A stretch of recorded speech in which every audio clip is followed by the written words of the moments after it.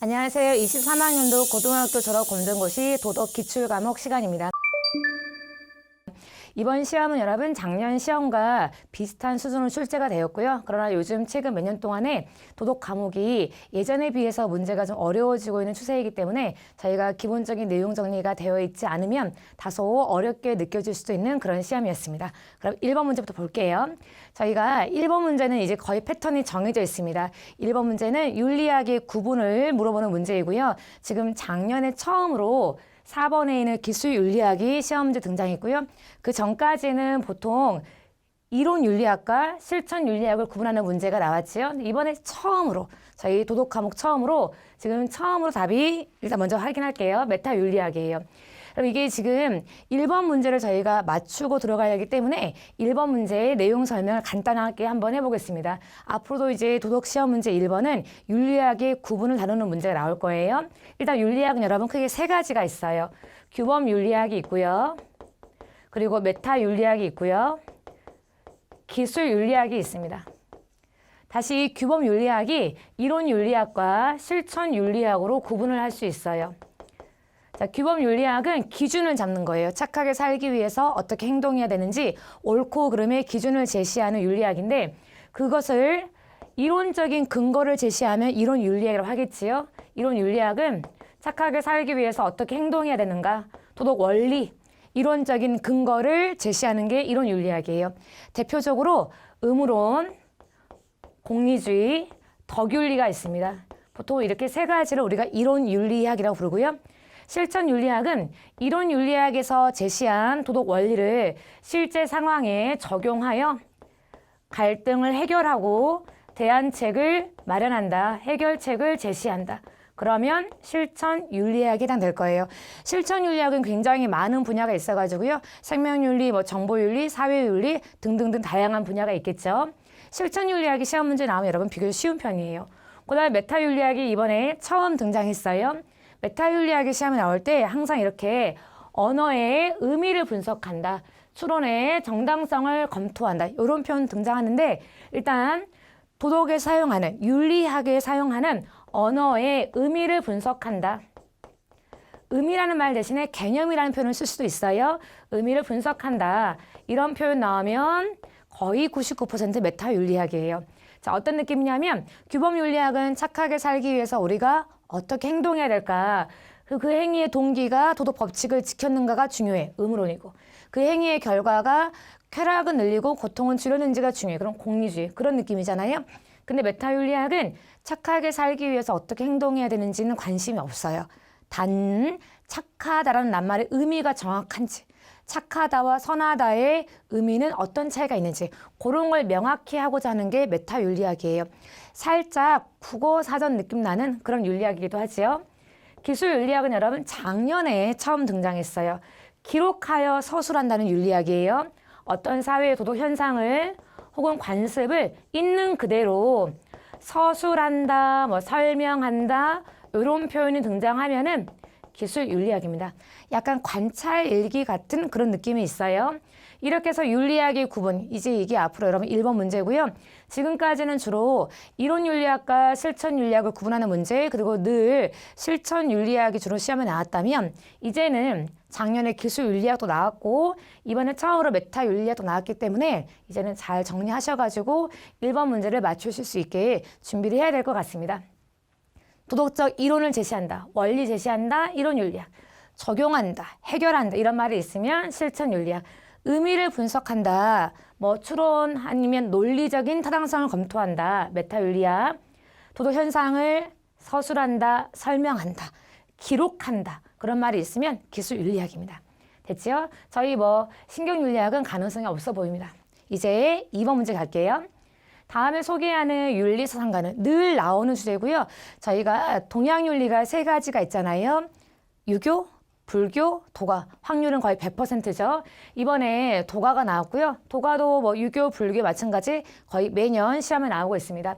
자, 그러면 중국 춘추시대의 사상가로서 그러면 이제 공자, 노자 등이 있겠죠. 도가의 창시자라고 했네요. 그리고 무의자연, 도가에서 엄청 강조하는 키워드가 등장했어요. 인위적인 것을 거부하고 자연의 순리대로 살아가자. 자, 그러면 도가의 창시자이고 무의자연을 강조했으니까 도가의 대표 철학자인 노자를 고르시면 되겠습니다. 그럼 답은 2번이에요.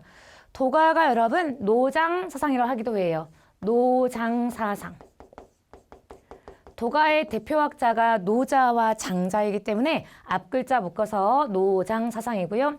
도가가 이제 시험에 나오는 경우에 보통 시험지에 무의자연이 있거나 아니면 도가에서는 이상적인 사회 모습을 뭐라고 했지요?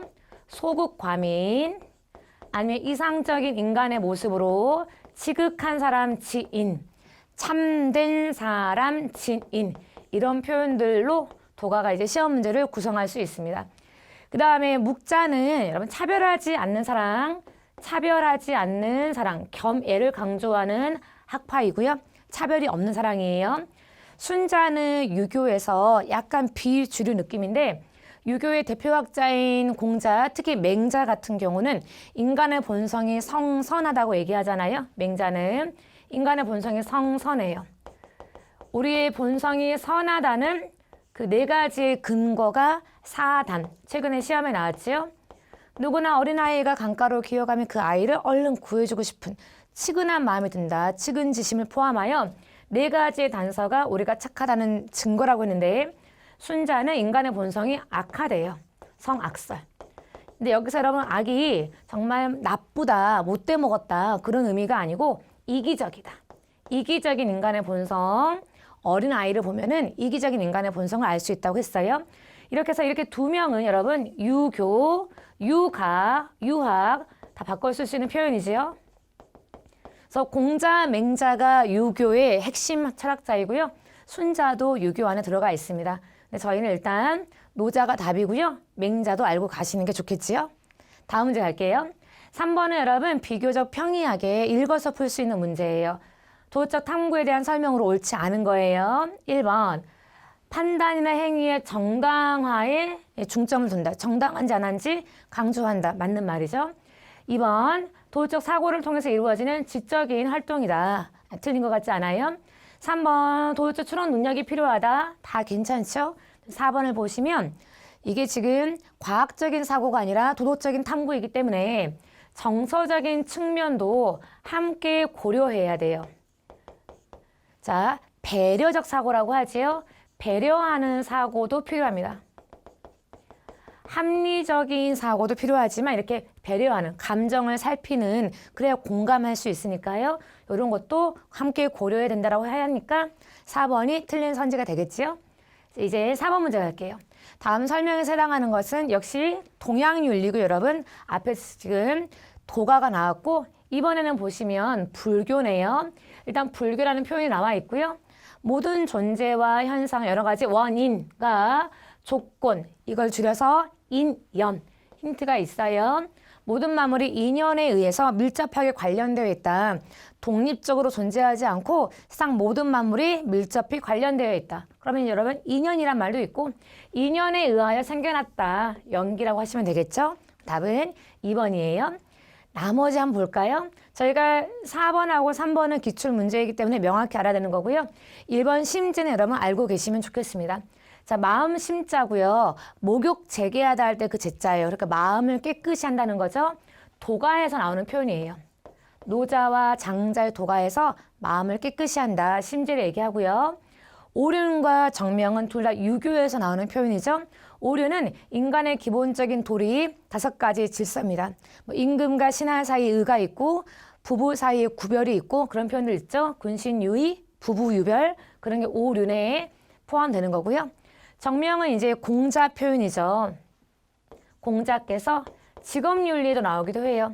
임금은 임금답게 신하는 신하답게 최근 문제이기도 하고요.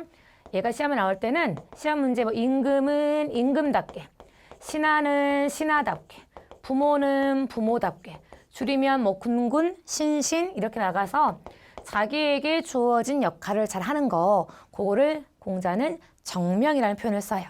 그럼 답은 2번이지만 여러분 오륜과 정명이 유교에서 나오는 표현이라는 거 알고 계시고요. 자, 이제 넘어갈게요. 5번 기억에 들어갈 사상은 자, 자주 나오는 기출문제고요.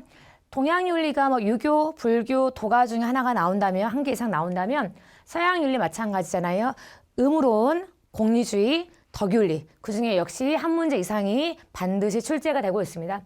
기억에 들어갈 사항은 최대 다수의 최대 행복의 원리. 이거 벤담의 표현이죠. 그럼 일단 공리주의인데 읽어보시면 두 번째 줄에 어떤 규칙이 가장 유용한가 이거를 따진대요. 기존의 벤담의 공리주의가 행위 공리주의예요. 기존의 벤담 스타일의 공리주의는 거짓말해서 결과가 좋으면 당연히 거짓말할 수 있는 게 벤담의 공리주의였죠. 비판을 많이 받았어요. 그래서 규칙 공리주의라는 거예요. 이제 4번. 규칙 공리주의는 우리가 유용성을 따지고 그 행위의 결과의 쾌락을 중요시하는 거는 맞지만 일단 규칙은 지키면서 하자. 거짓말은 하지 말자. 거짓말을 하지 않아야지 장기적으로 봤을 때, 길게 봤을 때 오히려 더 결과가 좋아지지 않겠냐. 그래서 일단은 규칙은 지키면서 행위의 결과 유용성을 따지자. 그래서 그냥 공리주의 아니고요. 앞에 규칙이 붙었어요. 근데 이 규칙 공리주의가 이번에 처음 등장했거든요. 시험에 나올 때 규칙이란 말을 빼고 문제를 만들기가 되게 애매해요. 그래서 아마 앞으로도 이런 식으로 표현이 등장을 할 거예요. 그럼 답은 4번이고요. 자, 1번의 의무론, 자연법. 자연법은 여러분 의무론 안에 포함됩니다. 포함되어서 의무론 안에 자연법과 또 하나 칸트의 윤리가 들어가겠죠. 자연법도 최근에 여러분 처음으로 출제가 되었잖아요. 선을 추구하고 악을 피하는 자연스러운 본성을 지키는 거고요. 칸트는 여러분 뭐 뒤에 나올 거니까 여기서는 이렇게만 보시고 덕윤리 같은 경우는 이제 행위하는 사람의 성품을 강조하죠. 아리스토텔레스가 대표학자고요. 뭐 현대에는 맥킨타이어도 있습니다. 행위하는 사람의 성품, 공동체 안에서의 인간의 모습 그런 거 강조하는 게